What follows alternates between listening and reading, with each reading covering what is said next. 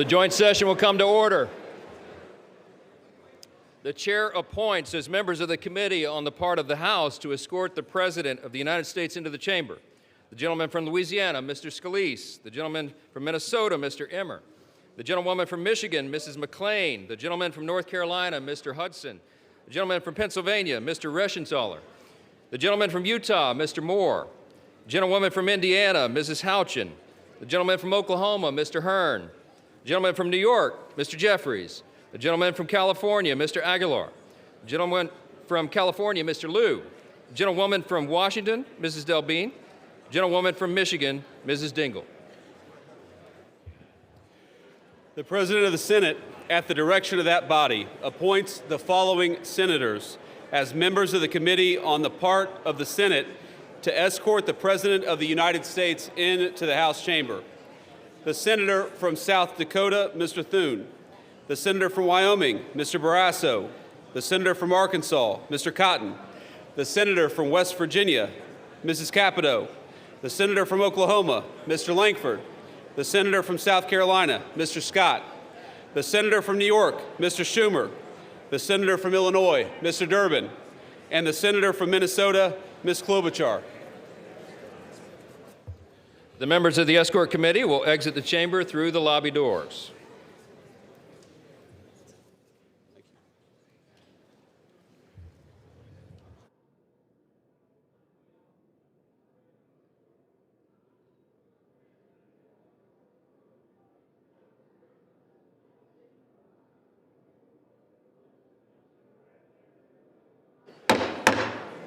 Mr. Speaker, the Acting Dean of the Diplomatic Corps.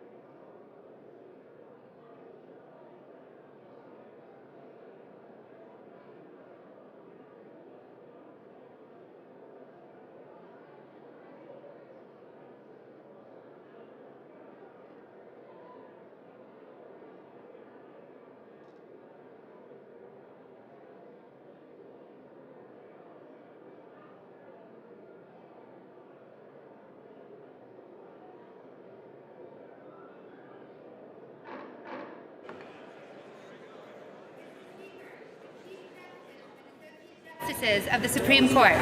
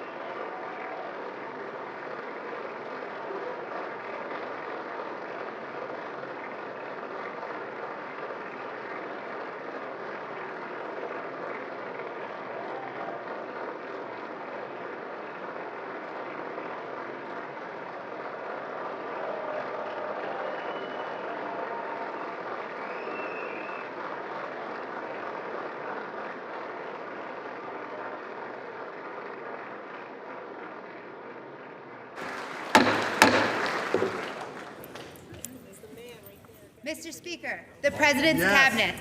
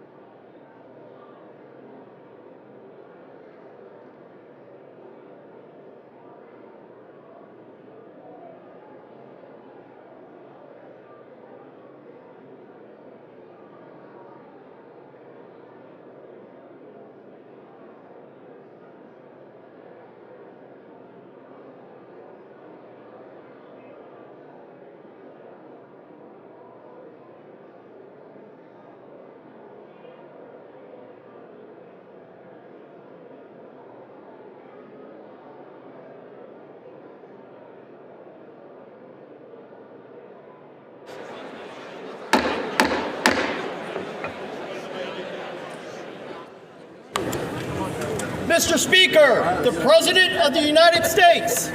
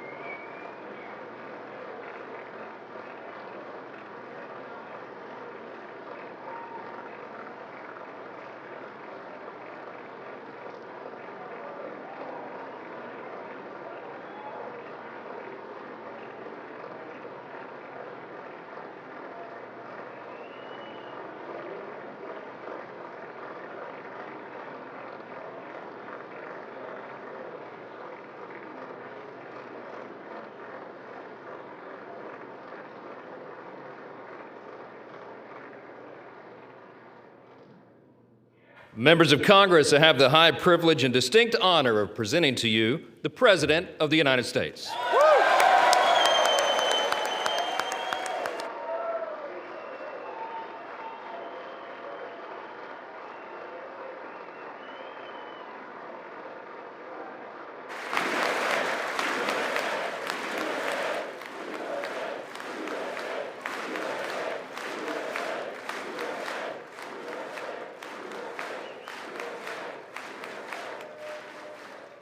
Well, thank you very much, everybody. It's really an honor.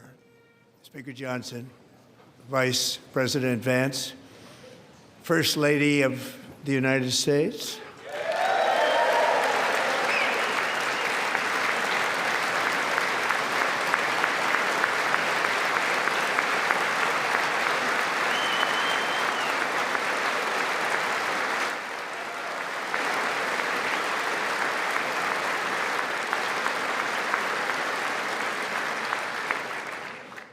Second Lady of the United States,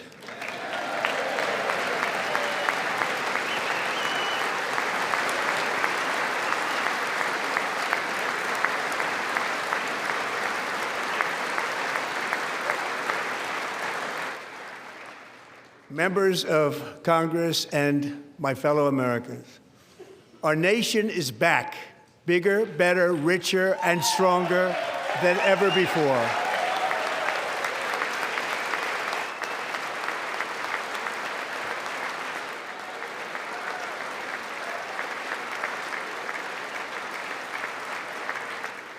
Less than 5 months from now, our country will celebrate an epic milestone in American history, the 250th anniversary of our glorious American independence.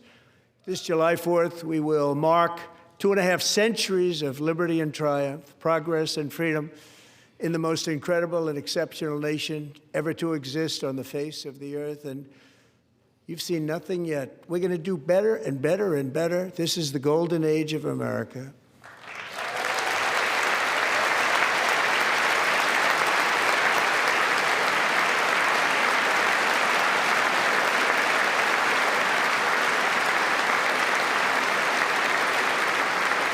When I last spoke in this chamber 12 months ago, I had just inherited a nation in crisis with a stagnant economy, inflation at record levels, a wide open border, horrendous recruitment for military and police, rampant crime at home, and wars and chaos all over the world. But tonight, after just 1 year, I can say with dignity and pride that we have achieved a transformation like no one has ever seen before, and a turnaround for the ages. It is indeed a turnaround for the ages.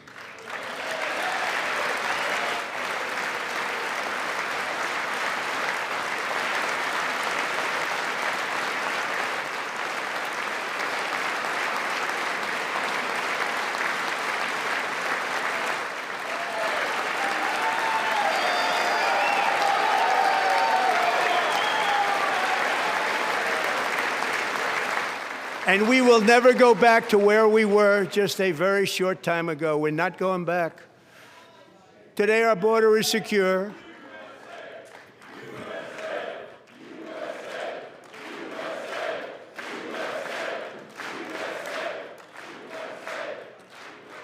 Thank you.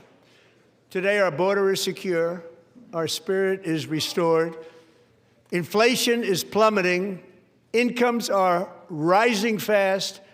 The roaring economy is roaring like never before, and our enemies are scared. Our military and police are stacked, and America is respected again, perhaps like never before.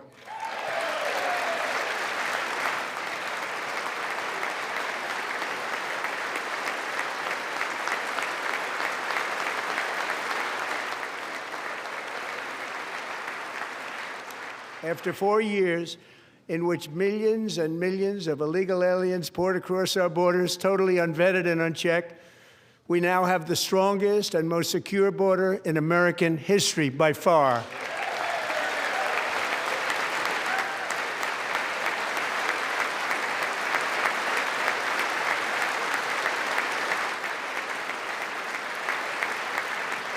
In the past 9 months, 0 illegal aliens have been admitted to the United States.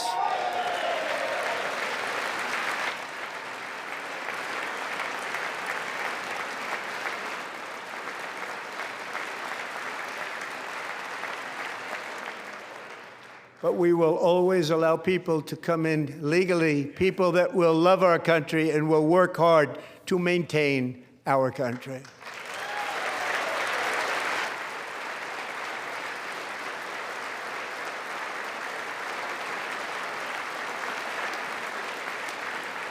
The flow of deadly fentanyl across our border is down by a record 56% in 1 year.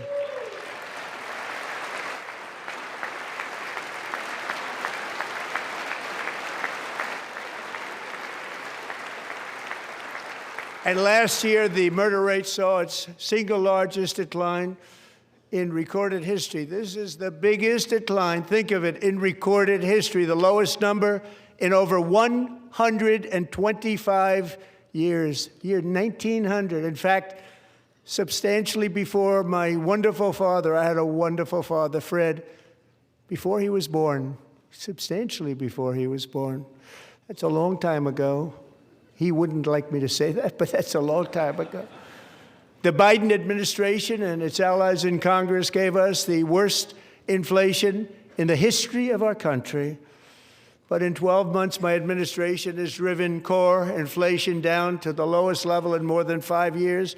And in the last 3 months of 2025, it was down to 1.7%.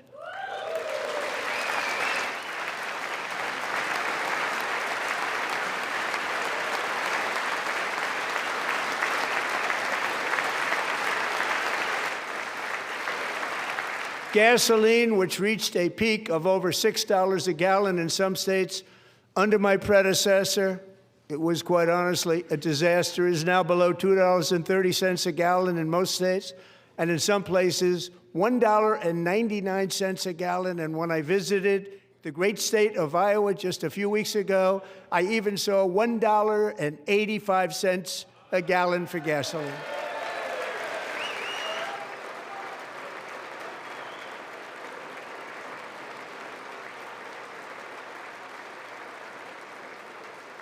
Mortgage rates are the lowest in 4 years and falling fast, and the annual cost of a typical new mortgage is down almost $5,000 just since I took office. 1 year. And low interest rates will solve the Biden-created housing problem while at the same time protecting the values of those people who already own a house that really feel rich for the first time in their lives. We want to protect those values. We want to keep those values up. We're going to do both. And we are going to keep it that way. The stock market has set 53 all-time record highs since the election. Think of that, 1 year. Boosting pensions, 401ks, and retirement accounts for the millions and millions of Americans. They're all gaining. Everybody's up, way up. In 4 long years, the last administration got less than $1 trillion in new investment in the United States. And when I say less, substantially less. In 12 months, I secured commitments for more than $18 trillion pouring in from all over the globe.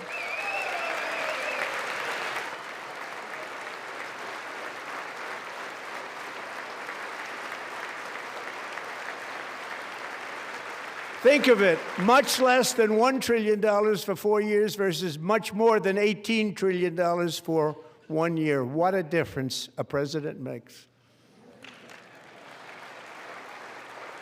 A short time ago, we were a dead country. Now we are the hottest country anywhere in the world, the hottest.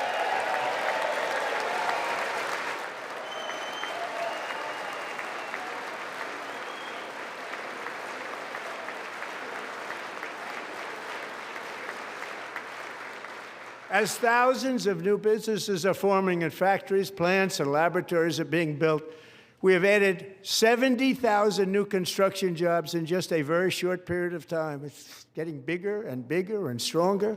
Nobody can believe what they're watching. American oil production is up by more than 600,000 barrels a day, and we just received from our new friend and partner, Venezuela, more than 80 million barrels of oil.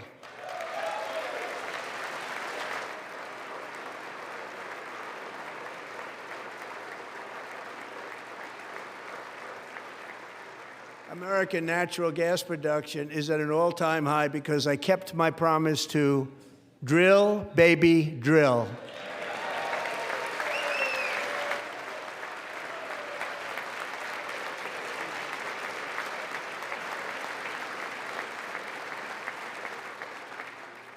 More Americans are working today than at any time in the history of our country. Think about that. Any time in the history of our country, more working today.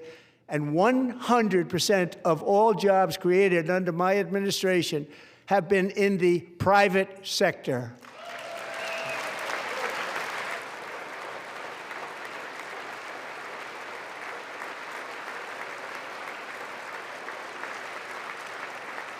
We ended DEI in America.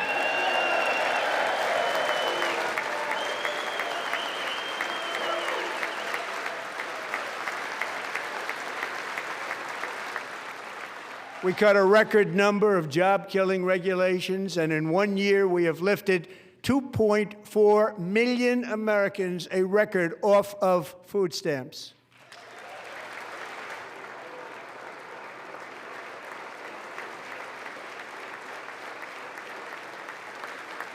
And for all of these reasons, I say tonight, members of Congress, the state of our union is strong.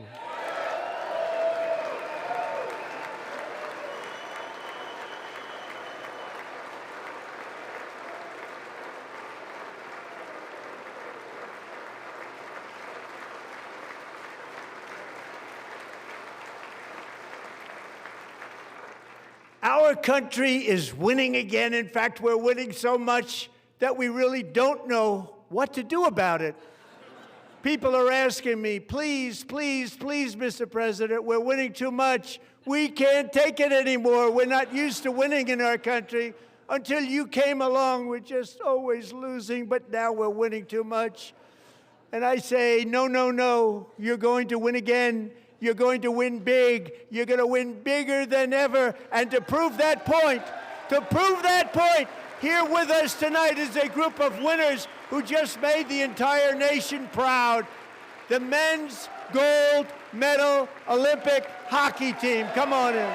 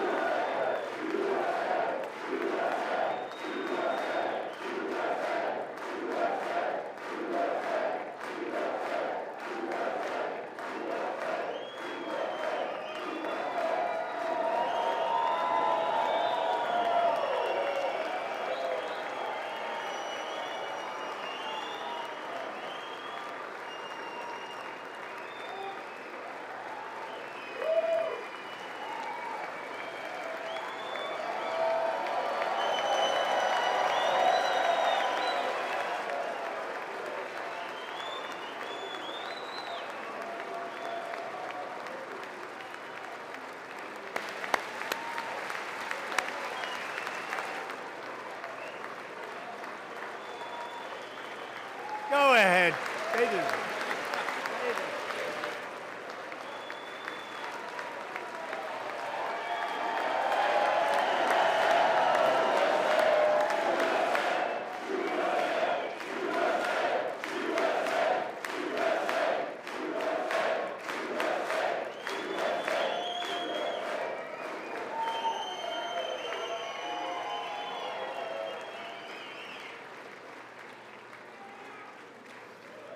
That's the first time I've ever seen them get up. And actually, not all of them did get up. But they beat a fantastic Canadian team in overtime, as everybody saw, as did the American women who will soon be coming to the White House.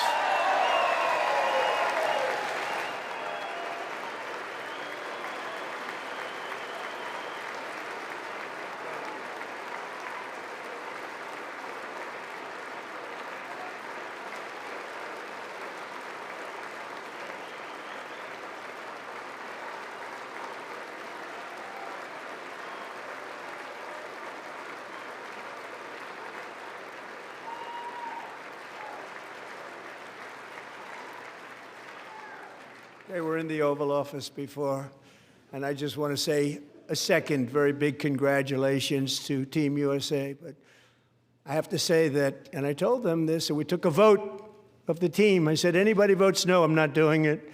So they stood there, and they weren't about to say no, because I've never seen a goaltender play as well as goalie Connor Hellebuck.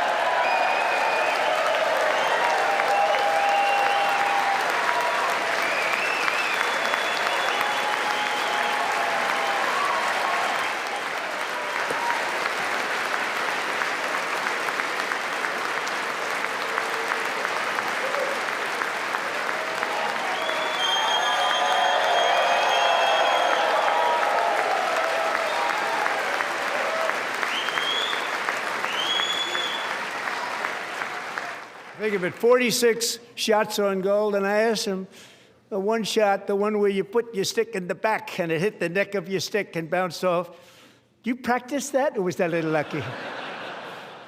He refused to answer that question. But I just want to tell you that the members of this great hockey squad will be very happy to hear, based on their vote and my vote, and in this case my vote was more important, that I will soon be presenting Connor with our highest civilian honor, which we will be given and which has been given to many athletes over the years.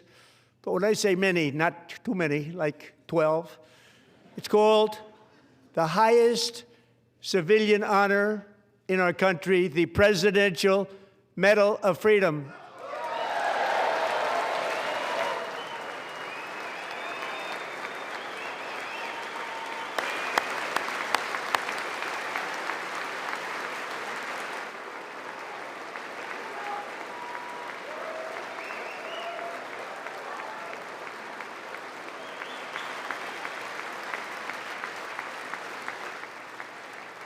Great athletes have gotten that, very great, the best, and I thought he deserved it. And I did take a vote, every single one of them. I said, I'm not giving it if anybody goes no, and every single one of them rapidly put up their hand. So I want to thank you all. What a special job you did. What special champions you are. Thank you very much.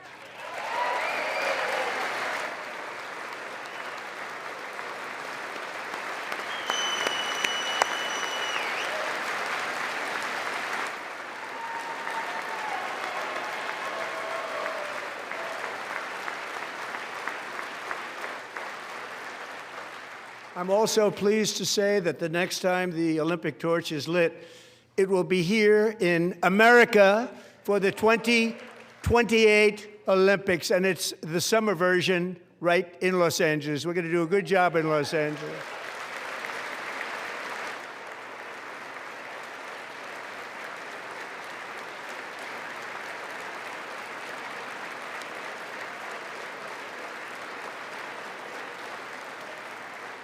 And Los Angeles is going to be safe, just like Washington, D.C. is now one of the safest cities in the country.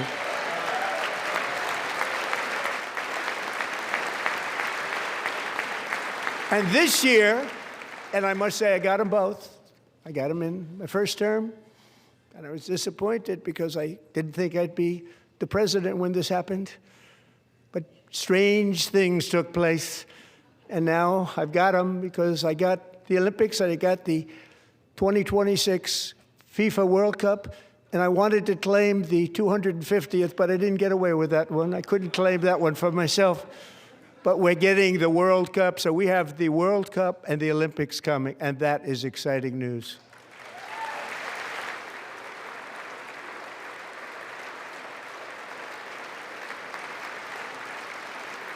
So this will be a year to celebrate our country and the heroes who have kept it free. Men like Buddy Taggart. At age 17, Buddy volunteered to defend America in World War II, serving in the Pacific under the great General Douglas MacArthur. He fought bravely in the famous Battle of Manila, worked so hard.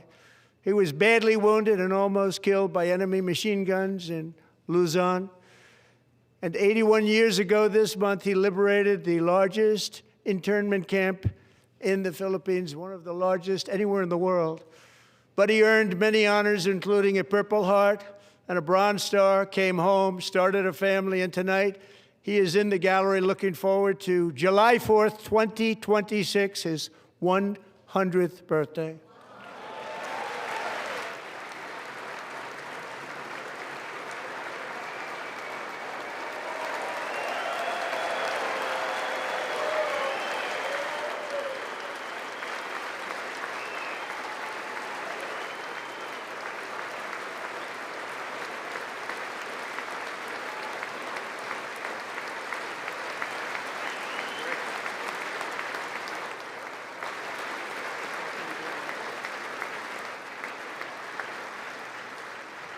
So, buddy, you're a brave man, and we salute you. Even in times of challenge, setback, and immense heartache, the spirit of 1776 has always shone through very brightly. It was July 4th of last year when floodwaters tore through a girls' summer camp in Central Texas, one of the worst things I've ever seen. I was there, rising 26 feet in the matter of minutes, tragically claiming many, many lives. You all remember that one. As the waters threatened to sweep her away, 11-year-old Millie Kate McClelland closed her eyes and prayed to God. She thought she was going to die. Those prayers were answered when Coast Guard rescue swimmer Scott Ruskin descended from a helicopter above. Nobody knew where he came from. It was Scott's first ever rescue mission, a young guy, but very brave, very, very top, always top in his class. And he lifted not just Millie Kate, but 164 others to safety.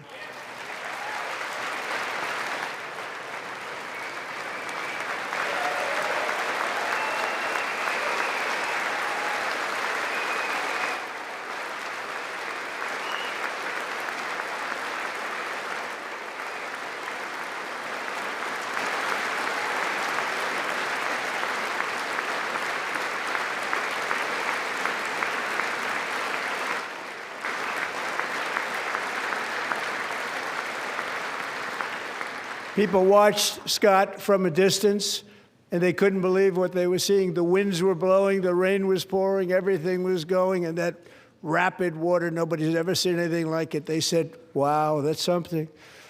Tonight, Scott and Millie Kate are here together, reunited for the very first time. Thank you, Scott, Millie Kate.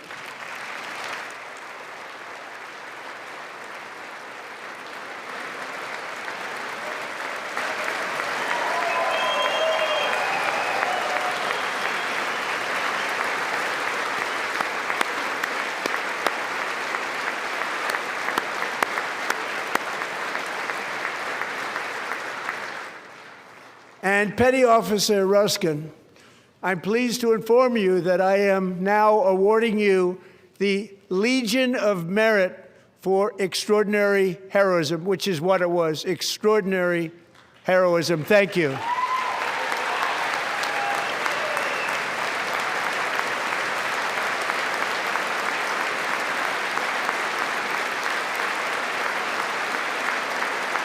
And I'd like to have the military aide to please come down and take care of the service. Military aide, thank you very much. Take care of that very important service. Thank you very much. From 1776 to today, every generation of Americans has stepped forward to defend life, liberty, and the pursuit of happiness. And they're really doing it for the next generation.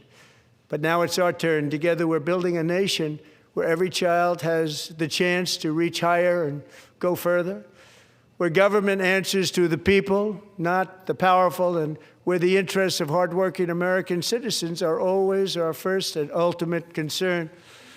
That is the debt we owe to the heroes who came before us, and that is the promise we must keep to America for our 250th year. Last year, I urged this Congress to begin the mission by passing the largest tax cuts in American history, and our Republican majorities delivered so beautifully. Thank you, Republicans.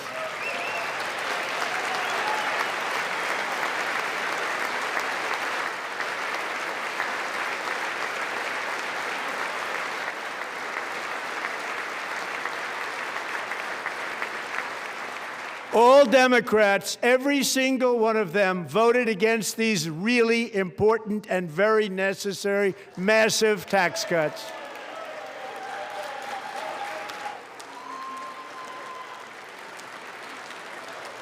They wanted large-scale tax increases to hurt the people instead.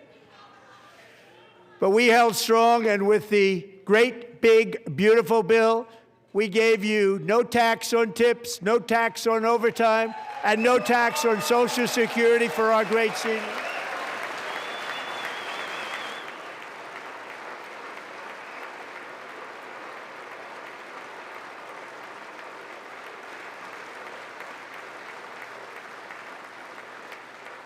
And we also made interest on auto loans tax deductible the first time, but only if the car is made in America.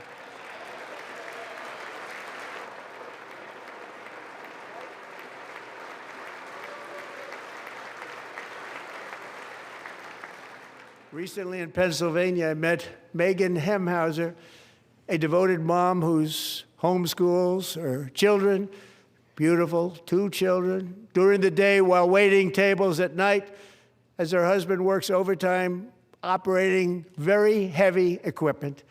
Megan is here this evening, and she's happy to tell you that she is so much richer because with no tax on tips, no tax on overtime, and our expanded child tax credit done again by Republicans, Megan and her husband will take home more than $5,000 extra just for the year, cutting her tax bill in more than half.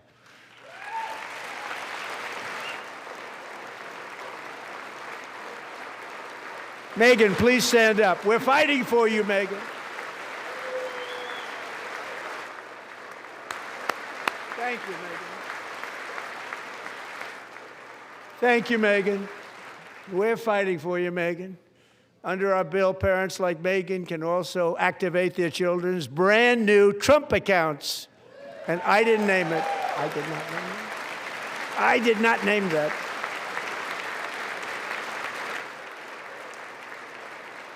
Nobody believes me, but I did not name it. It was named by a very tall man sitting right there in the third row. Nice man, a good man.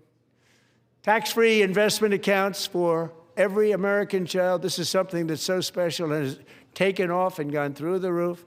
Millions will be pre-funded courtesy of the U.S. Treasury and private individuals like Michael and Susan Dell, who have donated $6.25 billion to fund the Trump accounts for 25 million American children. They're great people.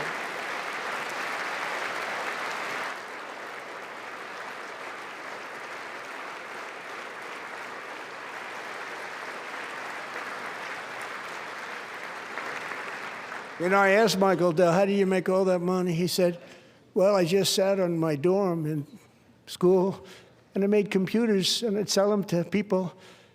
And I just kept selling and selling and selling, and pretty amazing story. That's called the American dream. He sold a lot of computers, a lot of those laptops, so I congratulate him on that, but I really thank him and Susan, as well as others like Brad Gerstner, a very tremendous guy. He was behind it right from the beginning. Brad Gerstner. Thank you, Brad.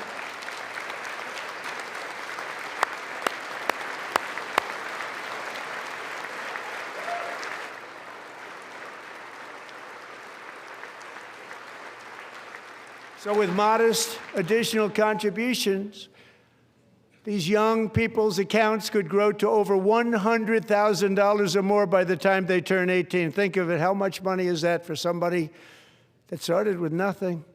Over 100,000, could be much more than that. To make this investment in our children's future, go to trumpaccounts.gov, trumpaccounts.gov. And a lot of people are doing it. It's setting every record in the book. It's popular. They knew what it was going to take. I'm so proud of them. I'm so proud of the people that got it started.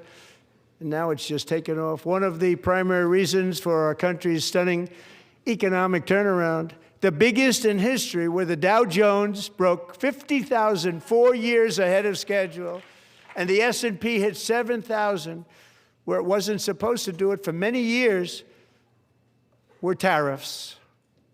I used these tariffs, took in hundreds of billions of dollars to make great deals for our country, both economically and on a national security basis.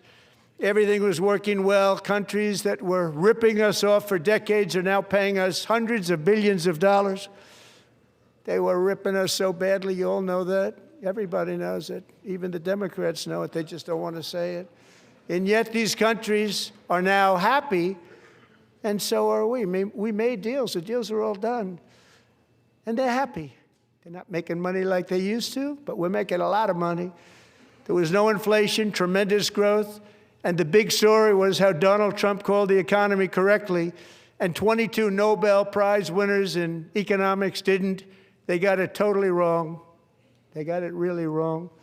And then just 4 days ago, an unfortunate ruling from the United States Supreme Court. It just came down. It came down. Very unfortunate ruling. But the good news is that almost all countries and corporations want to keep the deal that they already made, right, Scott?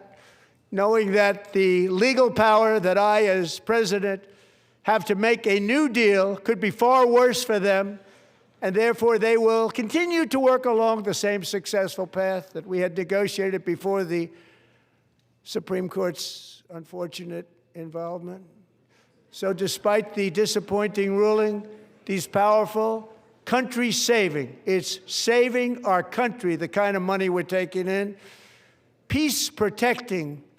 Many of the wars I settled was because of the threat of tariffs. I wouldn't have been able to settle them without. Will remain in place under fully approved and tested alternative legal statutes. And they have been tested for a long time.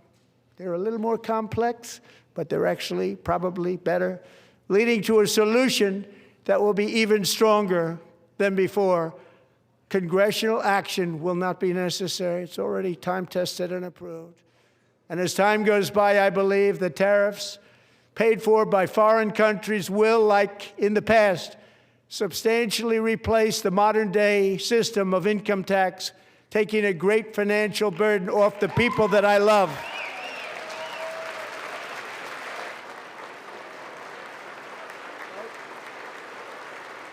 Right?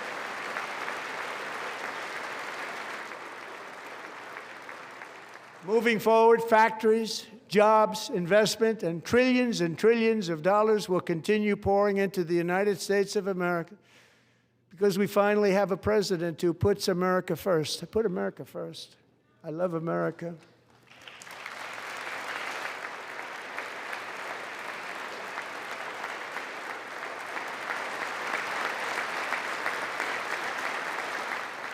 For decades before I came along, we had the exact opposite.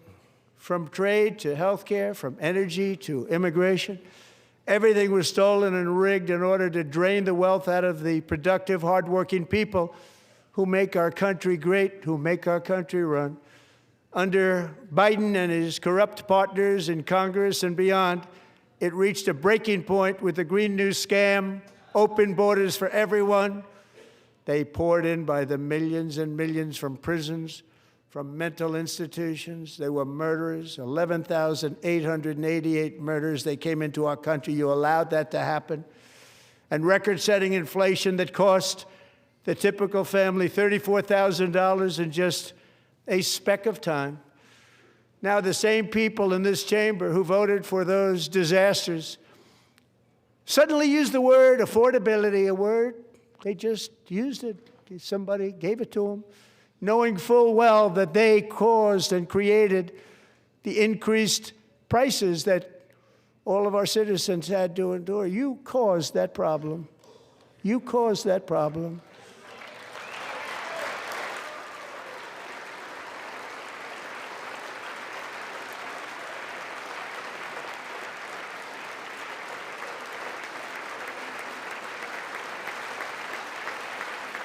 They knew their statements were a lie. They knew it. They knew their statements were a dirty, rotten lie. Their policies created the high prices Our policies are rapidly ending them. We are doing really well. Those prices are plummeting downward.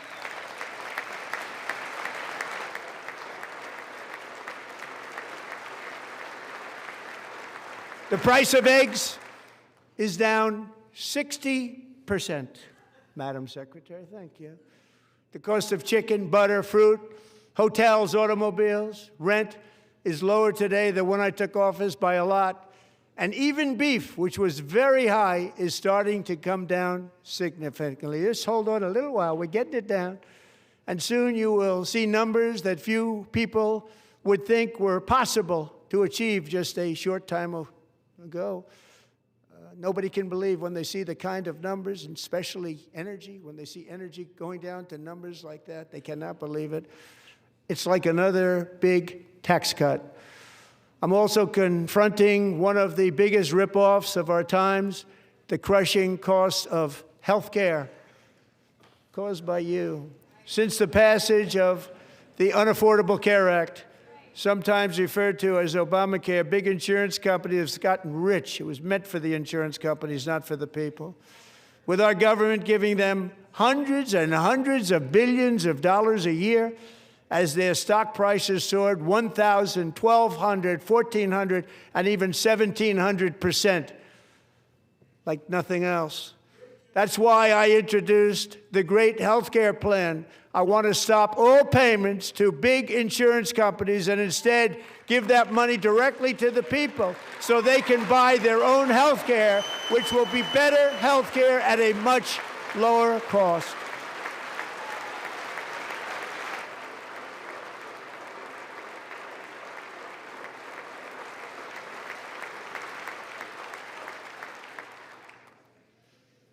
In addition, my plan requires maximum price transparency. That's a big deal.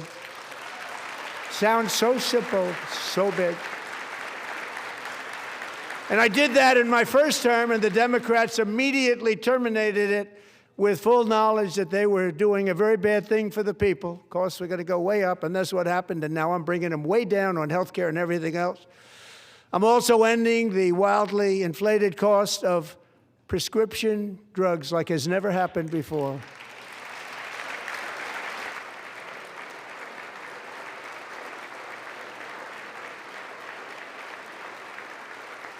Other presidents tried to do it, but they never could. They tried.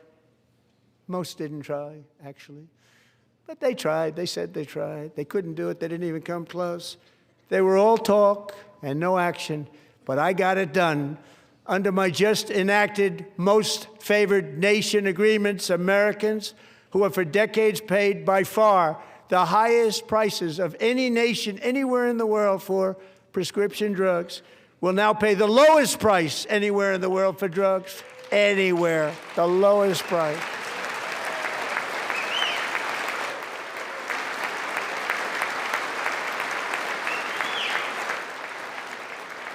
So in my first year of the second term, should be my third term, but strange things happen. I took prescription drugs, a very big part of health care, from the highest price in the entire world to the lowest. That's a big achievement. The result is price differences of 300, 400, 500, 600% and more, all available right now at a new website called TrumpRx.gov. And I didn't name that one either, by the way.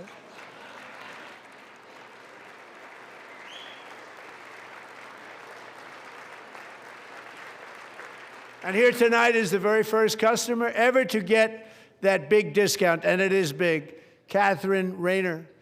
For 5 years, she and her husband have struggled with infertility, and they turned to IVF. One drug has been costing Catherine $4,000 to purchase, but a few weeks ago, she logged onto the TrumpRx website and got that same drug that cost $4,000, got it for under $500. A reduction of much more, actually, than $3,500. Catherine, we are all praying for you, and you're going to be a great mom.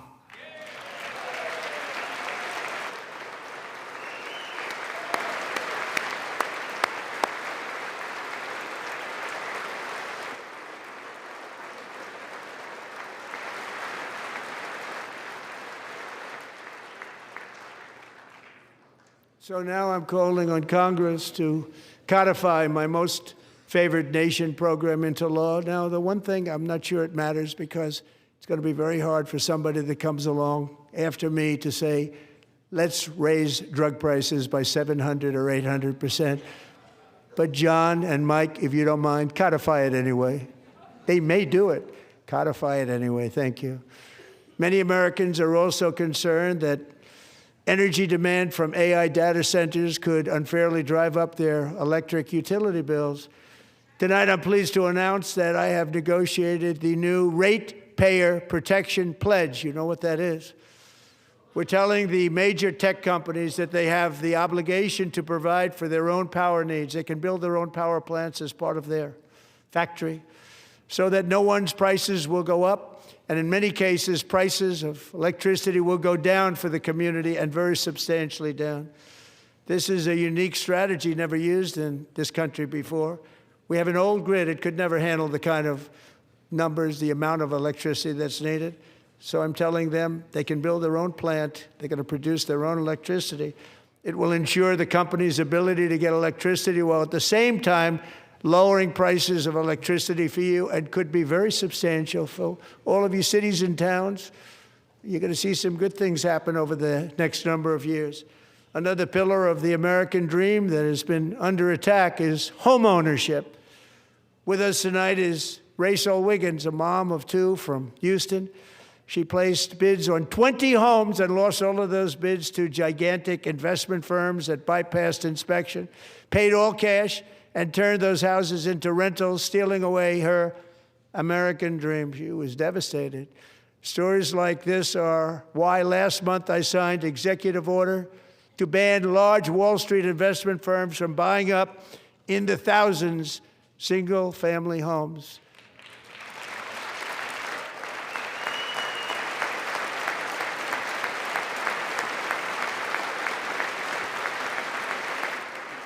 And now I'm asking Congress to make that ban permanent, because homes for people, really, that's what we want. We want homes for people, not for corporations. Corporations are doing just fine. Rachel, thank you very much. Good luck with your home. You'll get one soon.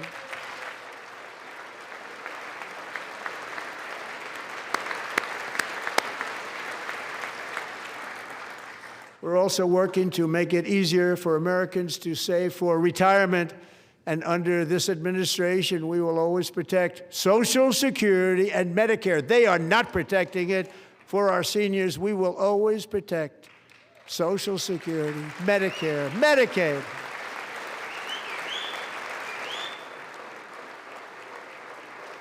Since I took office, the typical 401k balance is up by at least $30,000.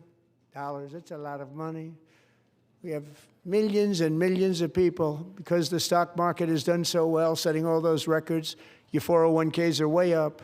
Yet half of all of working Americans still do not have access to a retirement plan with matching contributions from an employer. To remedy this gross disparity, I'm announcing that next year my administration will give these often forgotten American workers, great people, the people that built our country, access to the same type of retirement plan offered to every federal worker. We will match your contribution with up to $1,000 each year. As we ensure that all Americans can profit from a rising stock market, let's also ensure that members of Congress cannot corruptly profit from using insider information.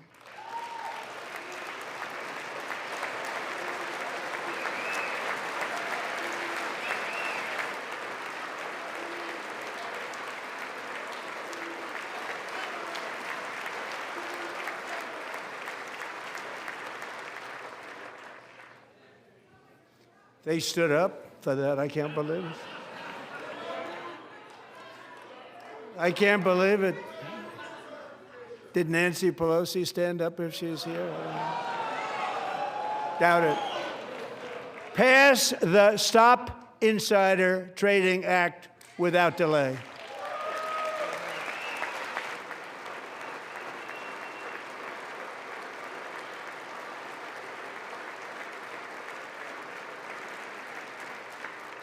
I wasn't sure if anybody even on this side was going to applaud for that. I'm very impressed. Thank you. I'm very impressed.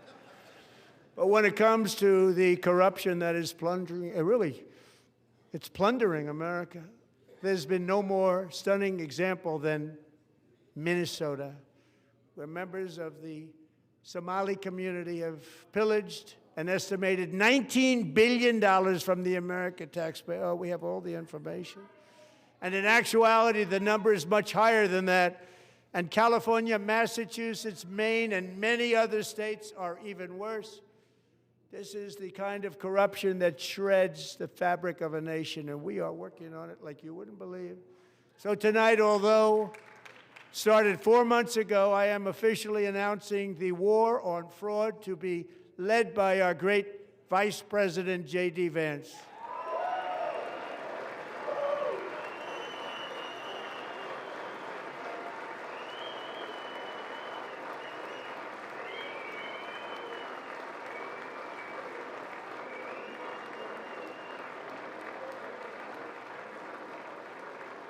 He'll get it done. If we're able to find enough of that fraud, we will actually have a balanced budget overnight. It'll go very quickly. That's the kind of money you're talking about. We'll balance our budget. The Somali pirates who ransacked Minnesota remind us that there are large parts of the world where corruption and lawlessness are the norm, not the exception. Importing these cultures through unrestricted immigration and open borders brings those problems right here to the USA. And it is the American people who pay the price in higher medical bills, car insurance rates, rent, taxes, and perhaps most importantly, crime. We will take care of this problem. We're going to take care of this problem. We are not playing games. Delilah.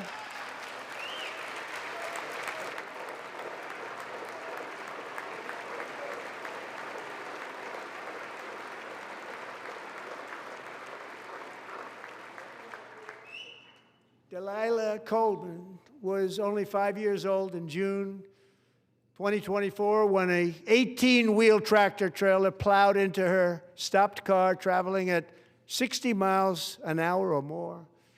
The driver was an illegal alien let in by Joe Biden and given a commercial driver's license by open borders politicians in California. Doctors said Delilah would never be able to walk or talk, have a good life. She wouldn't even be able to eat again. But against all odds, she is now in the first grade learning to walk. And she's here this evening with her dad, Marcus, a fantastic man. Delilah, please, you are a great inspiration. Please stand up.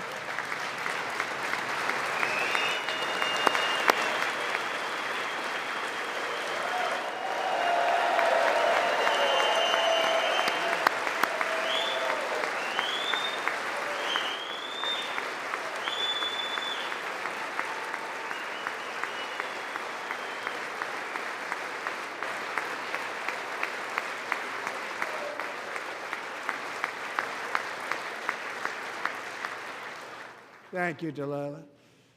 Many, if not most, illegal aliens do not speak English and cannot read even the most basic road signs as to direction, speed, danger, or location.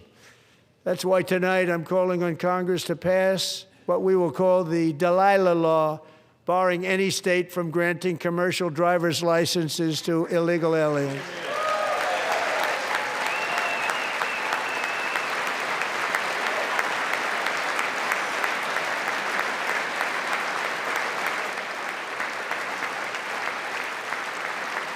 And yesterday, as you probably saw at the White House, I hosted a ceremony with Americans who lost their treasured loved ones to the scourge of illegal immigration. People came into our country, how we allowed this to happen with our open borders.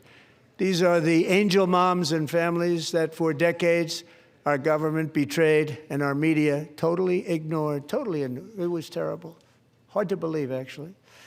In 2023, a 16-year-old high school cheerleader named Elizabeth Medina was supposed to perform in her town's Christmas parade, but she never arrived. Her mother, Jacqueline, went home to look for her, and she found her lying dead in a bathtub bleeding profusely after being stabbed 25 times. Lizbeth's killer was a previously arrested illegal alien who had broken in and brutally extinguished the brightest light in her family's life, violently and viciously. Her heartbroken mother is in the gallery to remind everyone in this chamber exactly why we are deporting illegal alien criminals to our country at record numbers, and we're getting them the hell out of here fast. We don't want them.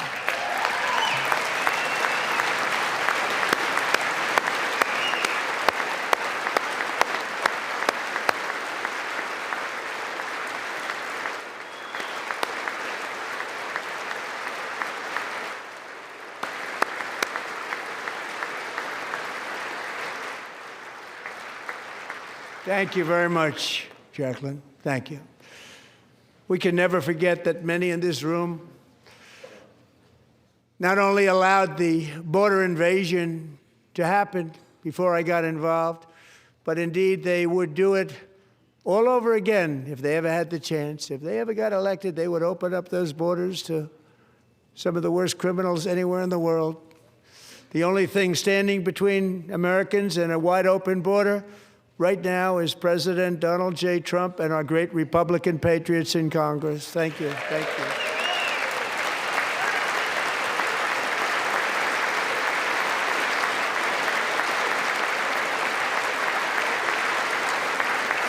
As we speak, Democrats in this chamber have cut off all funding for the Department of Homeland Security. It's all cut off. It's all cut off. They have instituted another Democrat shutdown, the first one costing us 2 points on GDP. 2 points we lost on GDP, which probably made them quite happy, actually. Now they have closed the agency responsible for protecting Americans from terrorists and murderers. Tonight I'm demanding the full and immediate restoration of all funding for the border security, Homeland Security of the United States, and also for helping people clean up their snow. We have no money because of the Democrats, and it would be nice. We'd love to give you a hand at cleaning it up, but you gave no money. Nobody's getting paid. It's a shame. So you have to think about it. We have, in case you didn't know, a pretty large snowstorm out there. One of the great things about the State of the Union is how it gives Americans the chance to see clearly what their representatives really believe. So tonight, I'm inviting every legislator to join with my administration in reaffirming a fundamental principle. If you agree with this statement, then stand up and show your support. The first duty of the American government is to protect American citizens, not illegal aliens.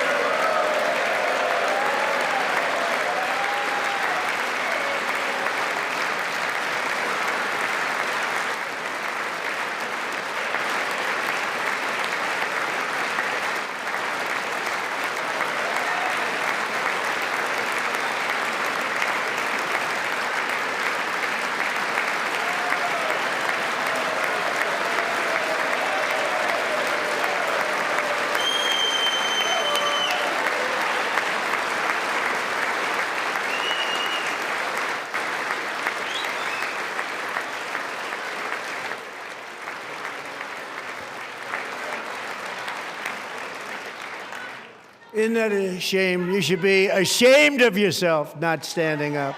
You should be ashamed of yourself. That is why I'm also asking you to end deadly sanctuary cities that protect the criminals and enact serious penalties for public officials who block the removal of criminal aliens. In many cases, drug lords, murderers all over our country, they're blocking the removal of these people out of our country, and you should be ashamed of yourself.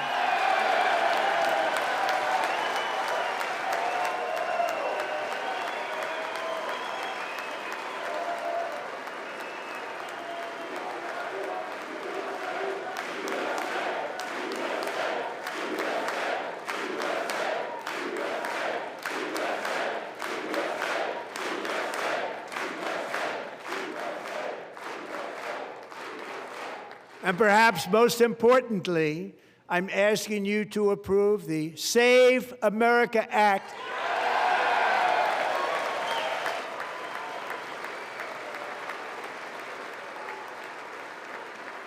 To stop illegal aliens and others who are unpermitted persons from voting in our sacred American elections. That cheating is rampant in our elections. It's rampant. It's very simple. All voters must show voter ID.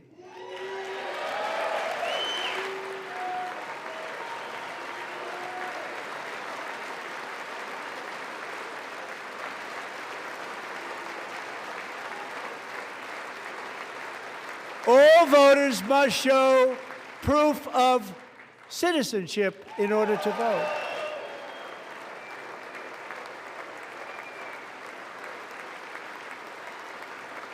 And no more crooked mail-in ballots except for illness, disability, military, or travel. None. And this should be an easy one. And by the way, it's polling at 89%, including Democrats, 89%.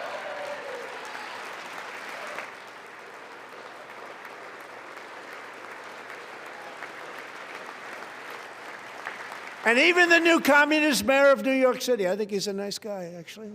Speak to him a lot. Bad policy, but nice guy. Just said they want people to shovel snow. They got hit hard. Wants them to shovel snow, but if you apply for that job, you need to show 2 original forms of ID and a Social Security card. Yet they don't want identification for the greatest privilege of them all, voting in America. No, it's no good. No good. Both Republicans and Democrats overwhelmingly agree on the policy that we just enunciated.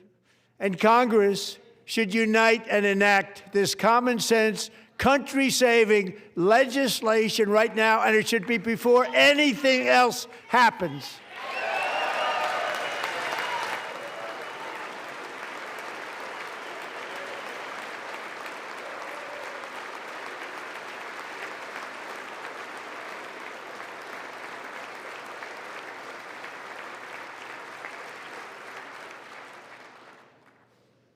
And the reason they don't want to do it, why would anybody not want voter ID? One reason, because they want to cheat. There's only one reason. They make up all excuses. They say it's racist. They come up with things, you almost say, what imagination they have. They want to cheat. They have cheated. And their policy is so bad that the only way they can get elected is to cheat. And we're going to stop it. We have to stop it, John.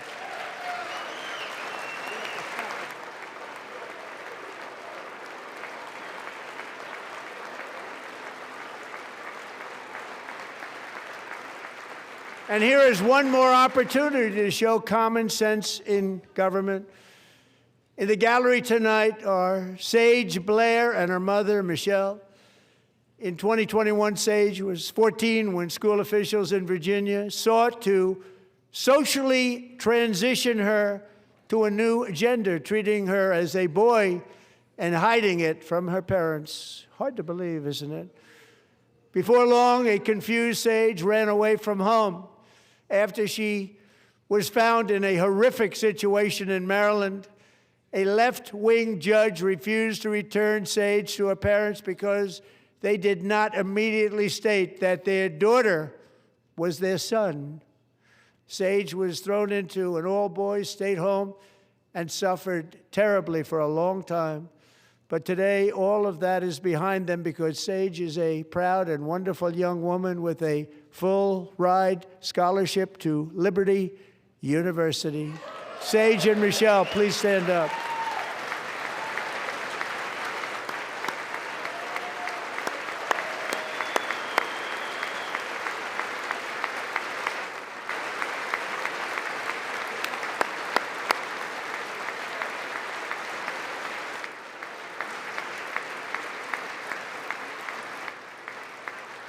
And thank you for your great bravery. And who can believe that we're even speaking about things like this? 15 years ago, if somebody was up here and said that, they'd say, what's wrong with him? But now we have to say it because it's going on all over numerous states without even telling the parents. But surely we can all agree no state can be allowed to rip children from their parents' arms and transition them to a new gender against the parents' will. Who would believe that we're even talking about this? We must ban it, and we must ban it immediately.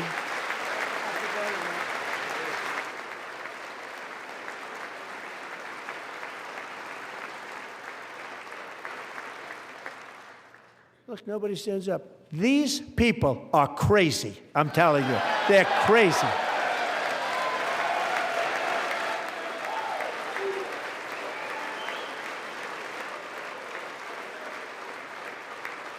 Amazing. Incredible. Boy, oh boy. We're lucky we have a country. With people like this, Democrats are destroying our country, but we've stopped it just in the nick of time, didn't we? Huh?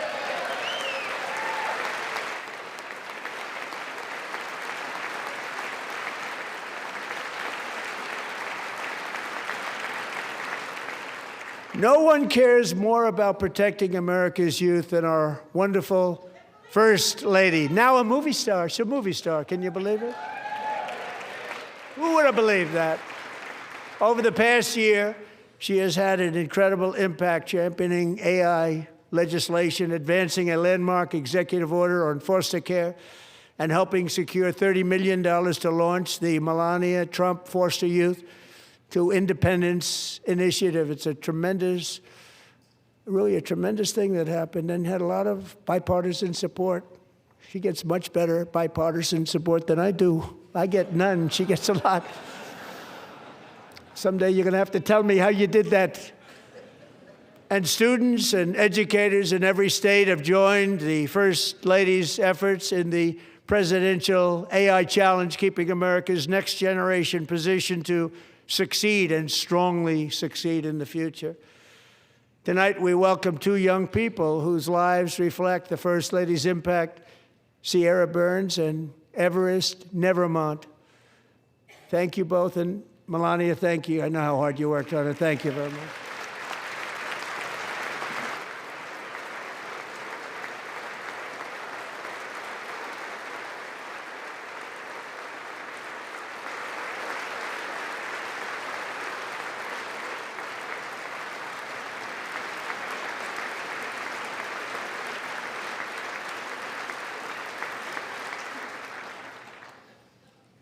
I'm very proud to say that during my time in office, both the first 4 years and in particular this last year, there has been a tremendous renewal in religion, faith, Christianity, and belief in God.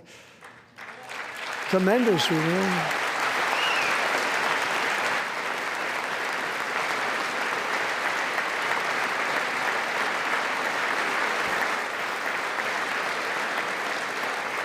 This is especially true among young people, and a big part of that had to do with my great friend, Charlie Kirk, a great guy, great man.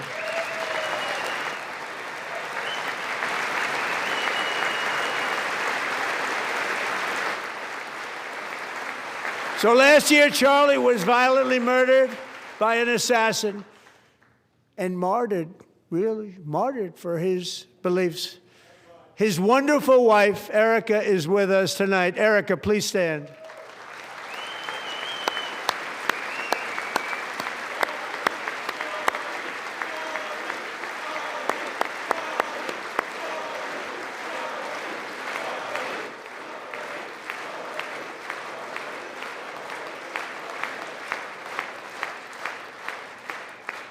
Thank you, Erica. Been through a lot. In Charlie's memory, we must all come together to reaffirm that America is one nation under God, and we must totally reject political violence of any kind.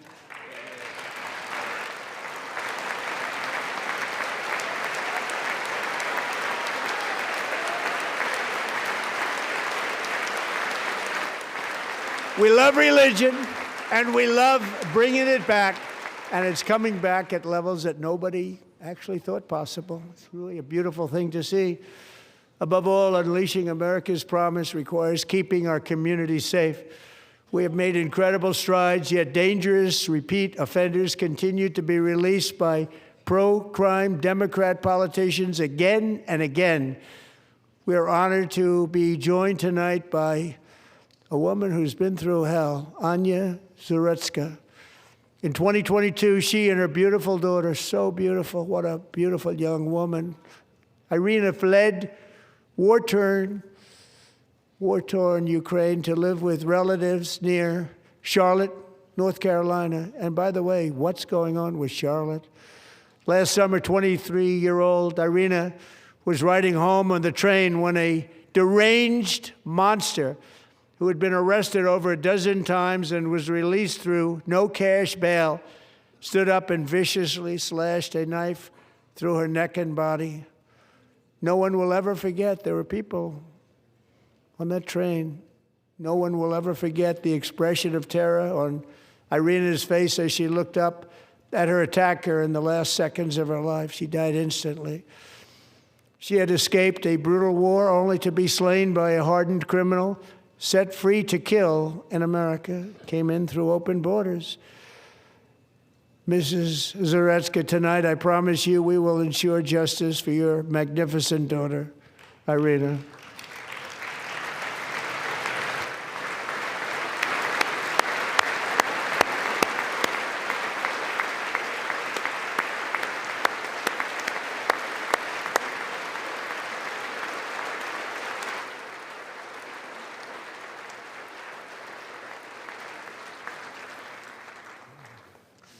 How do you not stand? How do you not stand? I'm asking this Congress to pass tough legislation to ensure that violent and dangerous repeat offenders are put behind bars, and importantly, that they stay there.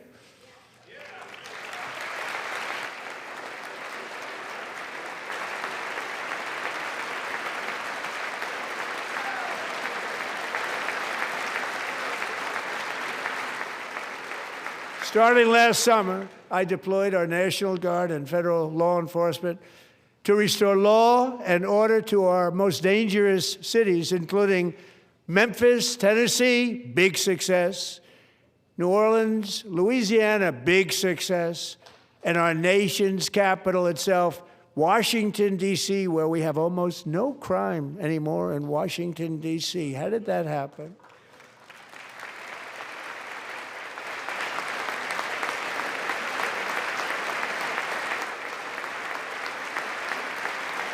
In fact, crime in Washington is now at the lowest level ever recorded, and murders in D.C. this January were down close to 100% from a year ago.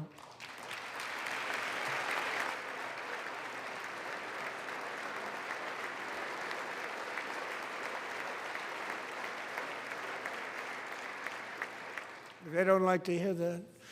One of sick people, one of the brave service members who helped achieve this stunning turnaround was 20-year-old West Virginia Army National Guard Specialist Sarah Beckstrom. After a 4-month deployment, she voluntarily extended her service, and her rank was going to be lifted. She was doing so well. They were so proud of her. But the very next day, she was on patrol near the White House when she was ambushed and shot in the head by a terrorist monster from Afghanistan. Shouldn't have been in our country. And all because she wore the uniform of our nation. She was shot. He traveled here because he didn't like people wearing our uniform. He was sick and deranged, shouldn't have been in our country. Sarah Beckstrom died in order to defend our capital, and we are honored to be joined by her wonderful parents, Gary and Eva Lee. Your daughter was a true American patriot, and she will be greatly missed. She was a great person. I saw reports on her. They've never seen anything like it.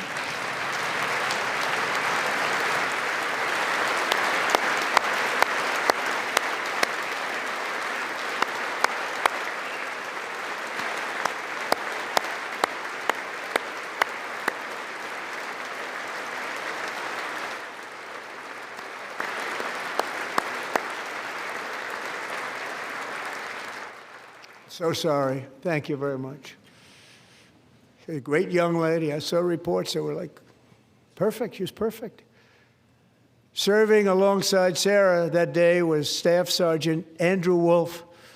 The terrorist shot Andrew in the head, and no one thought he could possibly make it. The two of them, Sarah and Andrew, both shot violently in the head. Neither was expected to make it. They weren't even given a chance, except his wonderful mother, named Melody, who I spoke to the same night, and she was so positive. The doctors thought that Andrew was gone, but his mother said, no, Mr. President, Andrew will be fine. He's going to make it. I've never seen anything like it. I mean, he was given almost no chance. She said, I have no doubt, sir, he's going to be okay. This was a conversation that I had with her that night, with her son laying helplessly in bed, blood all over. Everybody is praying, she said, sir, he will be okay. The doctors didn't understand what she was saying, and after looking at the results of the damage done, neither did I. She was so strong and conclusive that even Andrew's great father felt she didn't really understand the gravity of the situation. But she turned out to be right. Right, Melody? She turned out to be right.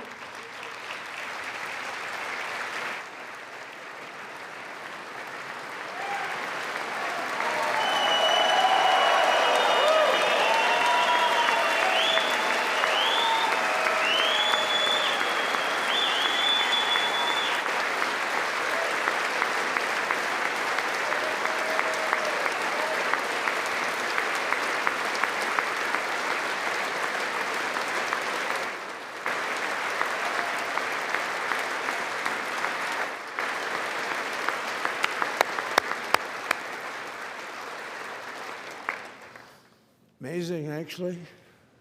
I said, where does this woman come from? She's the most positive person I've ever met. With God's help, Andrew has battled back from the edge of death, and we're talking about the edge of death, on his way to a miraculous recovery. He's got a little work to do, but he's doing great. Nice to see you. He's a good-looking guy. Nice to see you. Thanks, Andrew. Thank you very much.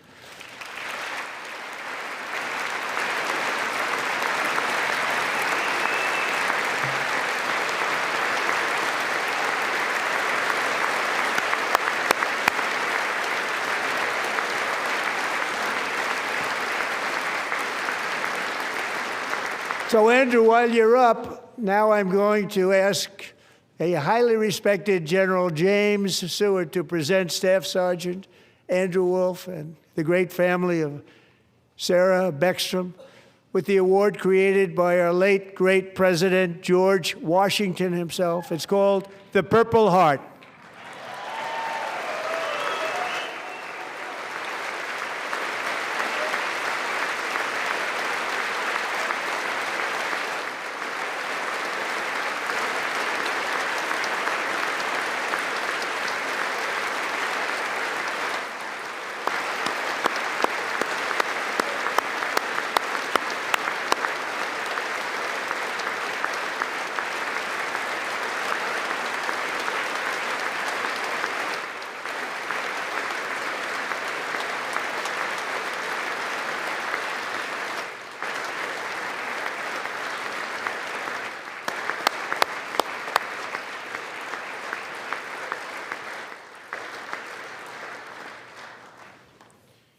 We love you all. Love you. We're proudly restoring safety for Americans at home, and we are also restoring security for Americans abroad. Our country has never been stronger. My first 10 months, I ended 8 wars, including Cambodia. Isn't it funny? Sick people. Cambodia and Thailand, Pakistan and India. Would have been a nuclear war. 35 million people said the Prime Minister of Pakistan would have died if it were not for my involvement. Kosovo and Serbia, Israel and Iran, Egypt and Ethiopia, Armenia and Azerbaijan, the Congo and Rwanda, and of course the war in Gaza, which proceeds at a very low level. It's just about there. And I want to thank Steve Witkoff and Jared Kushner for your help. Thank you, Steve. Thank you, Jared.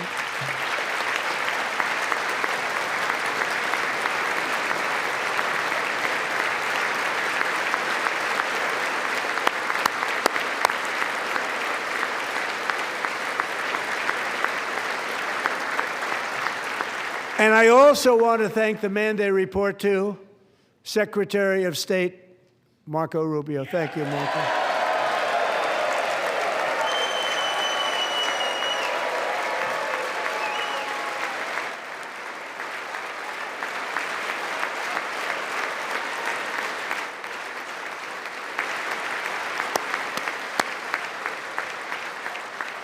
People are like you.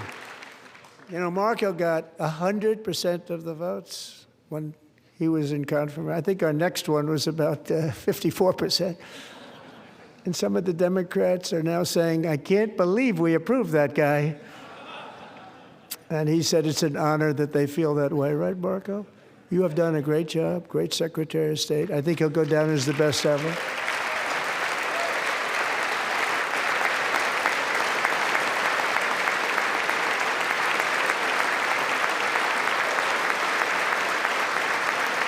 Under the ceasefire I negotiated, every single hostage, both living and dead, has been returned home. Can you believe that?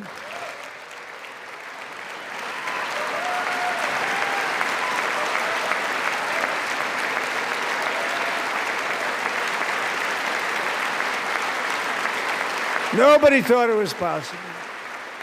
Nobody thought that was possible. Both living and dead. And those parents who had a dead son, their boy, they'd always tell me their boy, they wanted him as much as though he were living. It was an amazing period of time. And they came back, and when we got all of the living hostages back, and many, many before them, but I always said those last 20 are going to be very tough, but we got many, many more, hundreds. But I said those last 20 are going to be tough. We got them back. But we only got back 14 or 15 of the dead of the 28. And believe it or not, Hamas worked along with Israel, and they dug and they dug and they dug. It's a tough thing to do, going through bodies all over, passing up 100 bodies sometimes for each one that they found. Tough job. And they finally got it back to 27. And then Steve and Jared, they got it back to 28. They found all 28. Nobody thought that was possible, but we did it. And I remember the family of the 28th. They were so grieved, but they were so happy as it's possible to be. They had their boy back. The mother said, "Sir, we have our boy back." What a period of time that was, but we got them all back. So thank you both very much. Great job.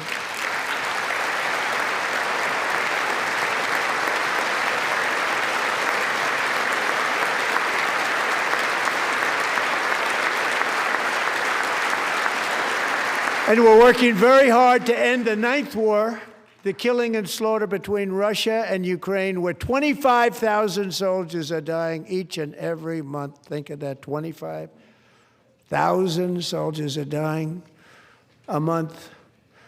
A war which would have never happened if I were president, would have never happened. As president, I will make peace wherever I can, but I will never hesitate to confront threats to America wherever we must. That's why in a breakthrough operation last June, the United States military obliterated Iran's nuclear weapons program with an attack on Iranian soil known as Operation Midnight Hammer.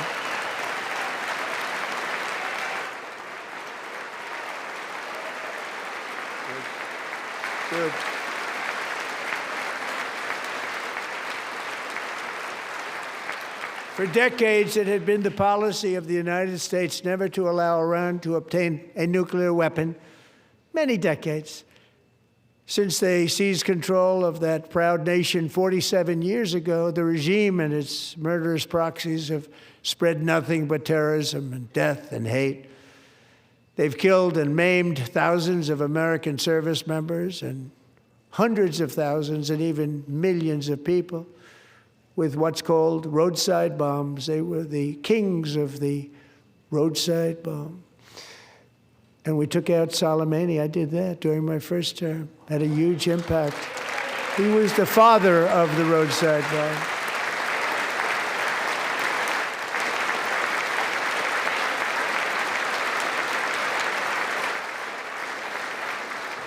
And just over the last couple of months with the protests, they've killed at least, it looks like, 32,000 protesters. 32,000 protesters in their own country. They shot them and hung them. We stopped them from hanging a lot of them with the threat of serious violence. But this is some terrible people. They've already developed missiles that can threaten Europe and our bases overseas, and they're working to build missiles that will soon reach the United States of America. After Midnight Hammer, they were warned to make no future attempts to rebuild their weapons program, and in particular, nuclear weapons. Yet they continue. They're starting it all over. We wiped it out, and they want to start all over again, and are at this moment again pursuing their sinister ambitions. We are in negotiations with them. They want to make a deal, but we haven't heard those secret words. We will never have a nuclear weapon. My preference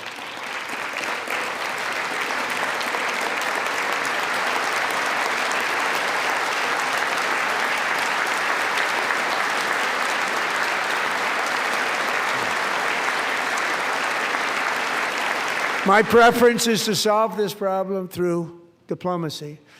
But one thing is certain, I will never allow the world's #1 sponsor of terror, which they are by far, to have a nuclear weapon. Can't let that happen.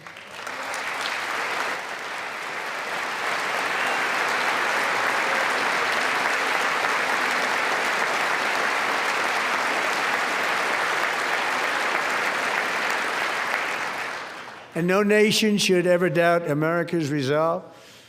We have the most powerful military on earth. I rebuilt the military in my first term. We're going to continue to do so.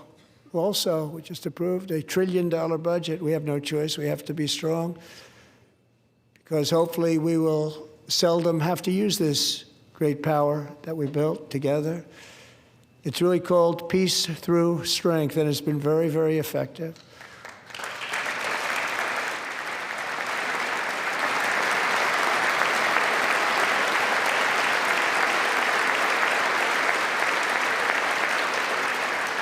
So thanks to Republicans in Congress, we're investing that record number of dollars, have no choice, in the United States Armed Forces. Also creating a lot of jobs, but we're not even doing it for that reason. Because as I said, we have more jobs, more people working today than ever before in the history of our country. And NATO countries are friends and allies. They are. They're our friends and they're our allies. Have just agreed, at my very strong request, to pay 5% of GDP for military defense rather than the 2%, which they weren't paying. We were paying for almost all of NATO. Now they're paying 5 as opposed to not paying 2.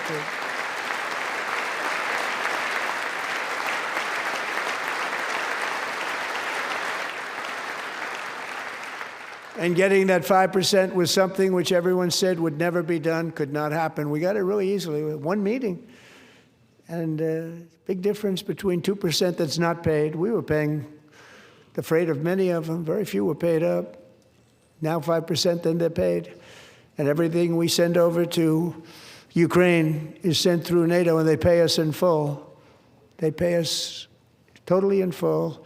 Every branch of our armed forces is setting records for recruitment. This is so exciting. And every service member recently.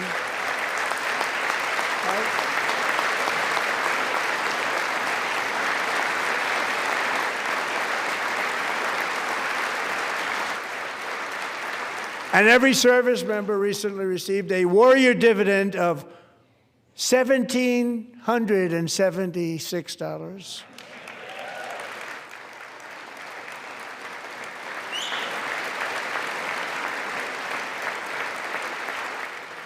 You know, they put it on my desk. We got the money from tariffs and other things, a lot of money we have. We have much more money than people understand. Have to rebuild that program a little bit, but it won't take long.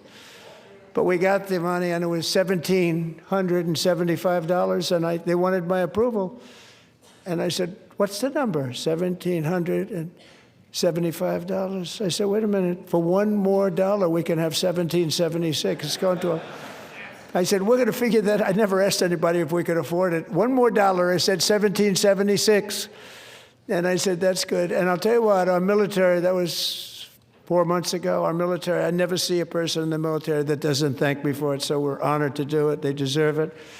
And we call it 1776. It was great. And we love our military. We love our law enforcement. We love our firemen. You know, the firemen don't get mentioned enough. We love our firemen. We're also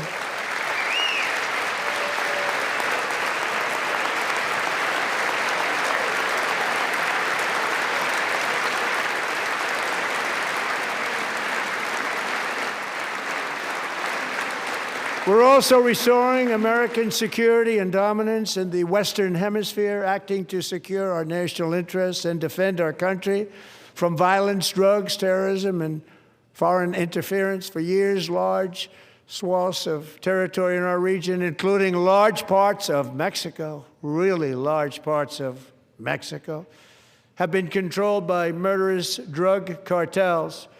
That's why I designated these cartels as foreign terrorist organizations, and I declared illicit fentanyl as a weapon of mass destruction.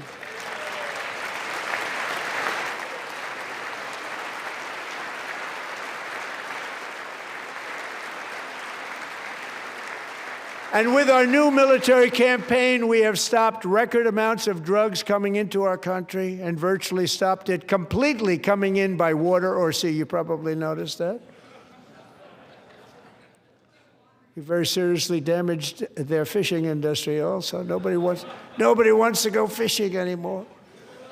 We've also taken down one of the most sinister cartel kingpins of all. You saw that yesterday. In January,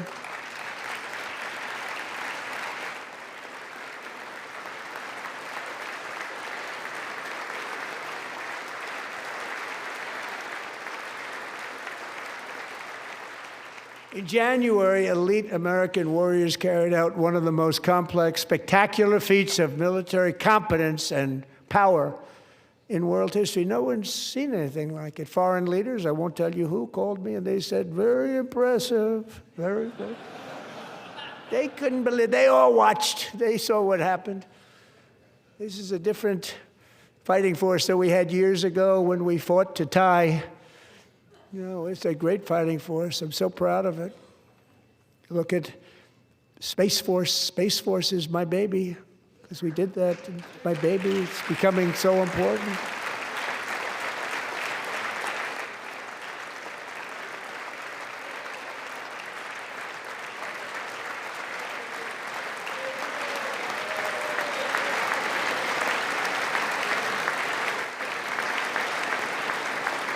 And America's armed forces overwhelmed all defenses and utterly defeated an enemy, good fighters, to end the reign of outlaw dictator Nicolas Maduro and bring him to face American justice.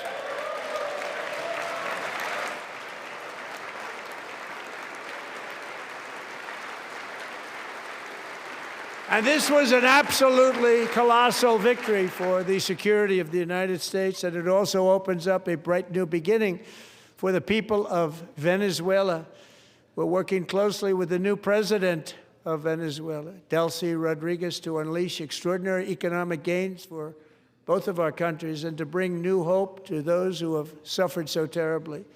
They really did suffer. With us tonight is Alejandro Gonzalez. She grew up in a tight-knit Venezuelan family and was especially close to her beloved Uncle Enrique, But after Enrique ran for office and opposed Maduro, he was kidnapped by Maduro's security forces and thrown into the regime's really infamous prison in Caracas. Alejandro feared she would never see her uncle again. She feared for her own life also.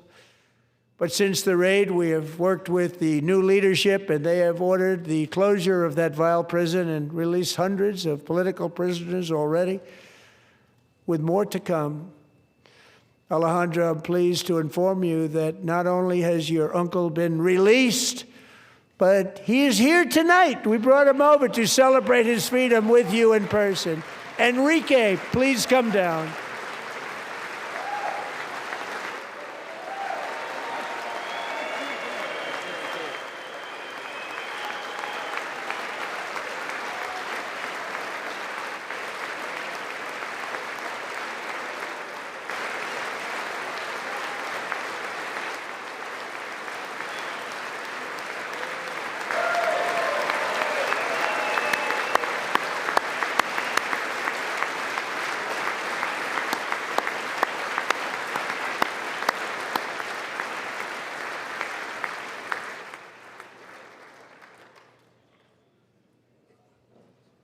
Thank you, Enrique. Have a good time.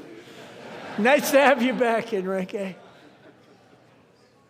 There were many heroes on that January raid to capture Maduro, really great heroes. It was very dangerous. They knew we were coming. They were all set.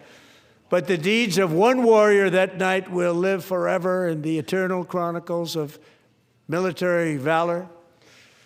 Chief Warrant Officer 5, Eric Slover, planned the mission and was the flight lead in the cockpit of the first helicopter, a big, beautiful, powerful helicopter. It was a massive Chinook carrying, as you can imagine, many, many American warfighters. Wearing the dog tags, his wife Amy had blessed with holy water before he left. She knew it was going to be a rough one.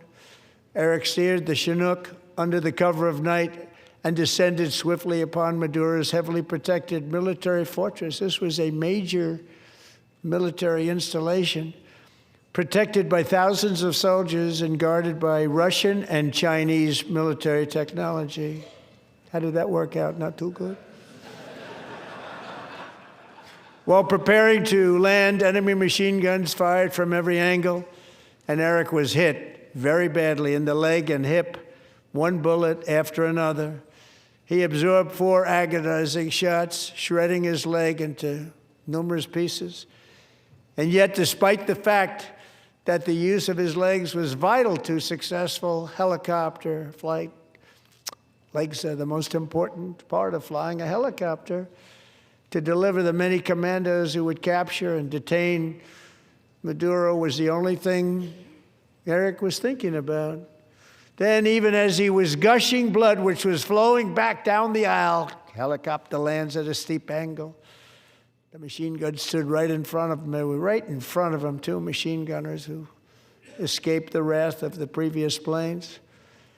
Eric maneuvered his helicopter with all of those lives and souls to face the enemy and let his gunners eliminate the threat. Turned the helicopter around so the gunners could take care of business, saving the lives of his fellow warriors from what could have been a catastrophic crash deep in enemy territory.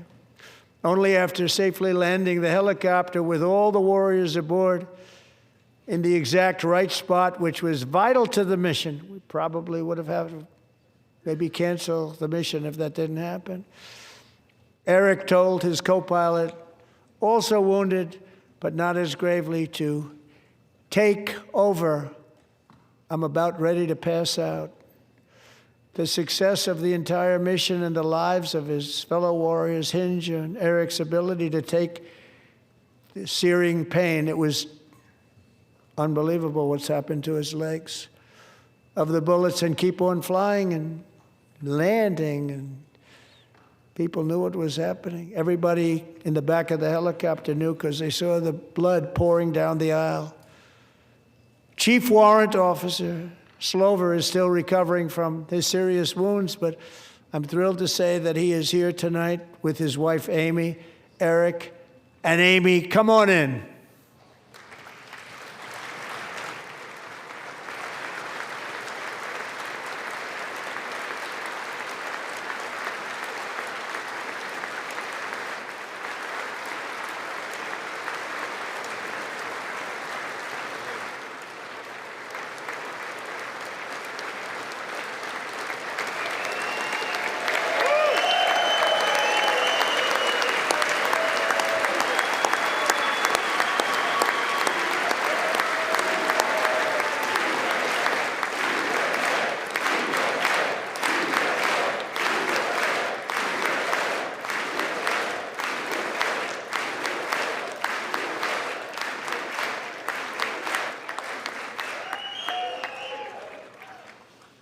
So we have a surprise for Eric and Amy.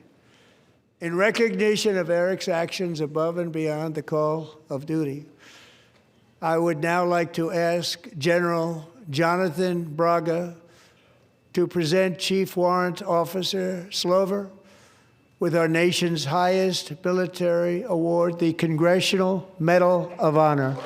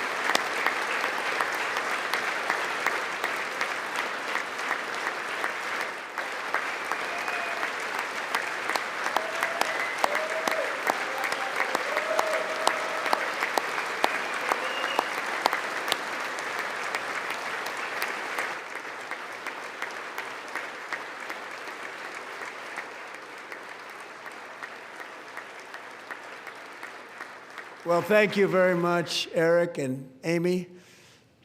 Great to get to know you. I met with them and with a lot of their fellow warriors at Fort Bragg recently. You notice the name Fort Bragg, we have it back, we brought it back. We won the First World War with it, the Second World War with it, and then they decided to change the name. So we changed it back. Everybody wanted to change back too. And 10 of Eric's fellow warriors from that incredible night of victory will also be receiving medals at a private ceremony that will soon be held at the White House, and Eric will be there. Thank you.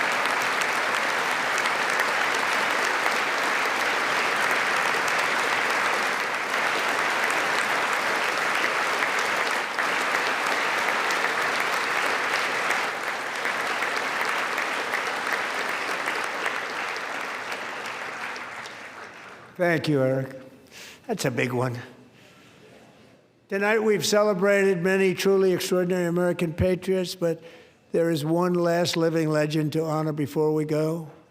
He is one more heroic American aviator, Navy fighter pilot. Royce Williams served in World War II, Korea, Vietnam, flying more than 220 missions. In the skies over Korea in 1952, Royce was in the dogfight of a lifetime, legendary dogfight. Flying through blizzard conditions, his squadron was ambushed by 7 Soviet fighter planes. It was his first aerial combat of the war, and despite being massively outnumbered and outgunned, Royce led the takedown of 4 enemy jets and almost destroyed the others, vanquishing his adversaries while taking 263 bullets to his own plane and being seriously hurt. His story was secret for over 50 years. He didn't even want to tell his wife, but the legend grew and grew. But tonight, at 100 years old, this brave Navy captain is finally getting the recognition he deserves. He was a legend long before this evening. Royce, please stand up, and I will ask the First Lady of the United States to present Captain Royce Williams with his Congressional Medal of Honor.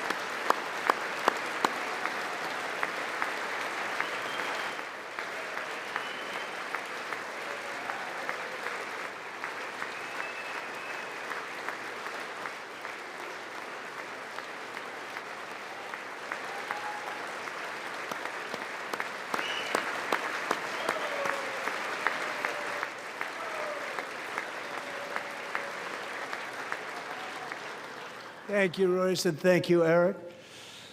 I've always wanted the Congressional Medal of Honor, but I was informed I'm not allowed to give it to myself, and I wouldn't know why I'd be taking it, but if they ever open up that law, I will be there with you someday. But you know, that's our highest honor, Congressional Medal of Honor, and that's a big thing, and it's an honor to be in the same room with you. Thank you both very much, Eric. Thank you.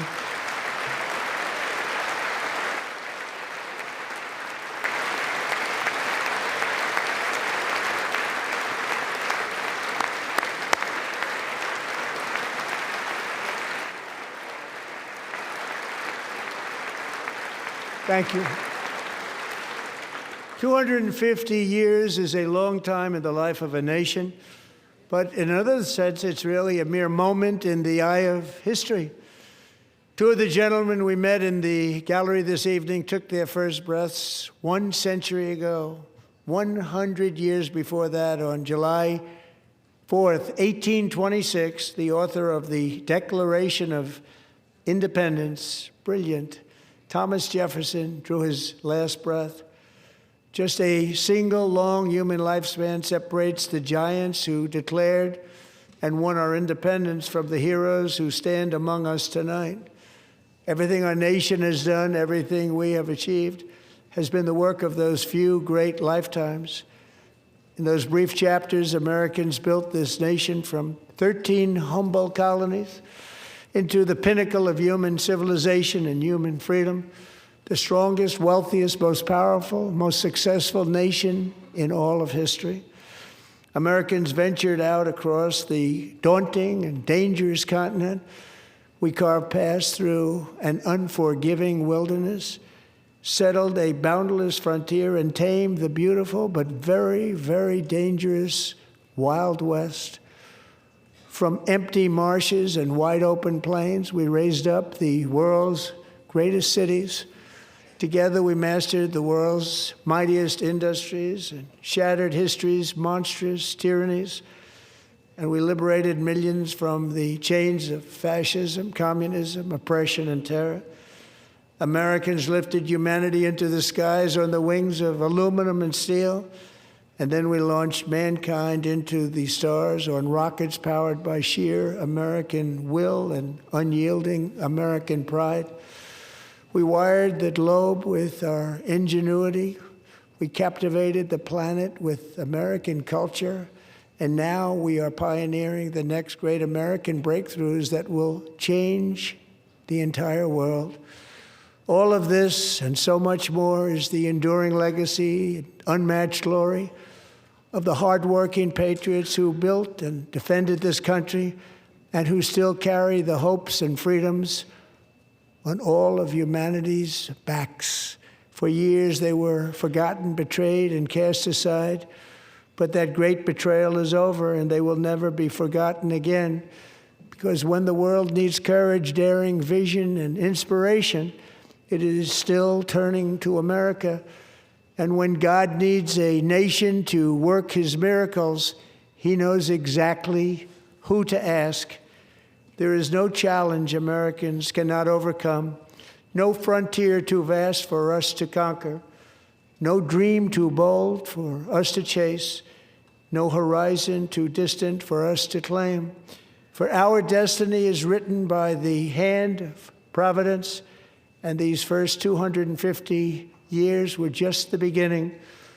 From the rugged border towns of Texas to the heartland villages of Michigan, from the sun-kissed shores of Florida to the endless fields of the Dakotas, and from the historic streets of Philadelphia to right here in our nation's capital, Washington, D.C., the golden age of America is upon us. The revolution that began in 1776 has not ended. It still continues because the flame of liberty and independence still burns in the heart of every American patriot.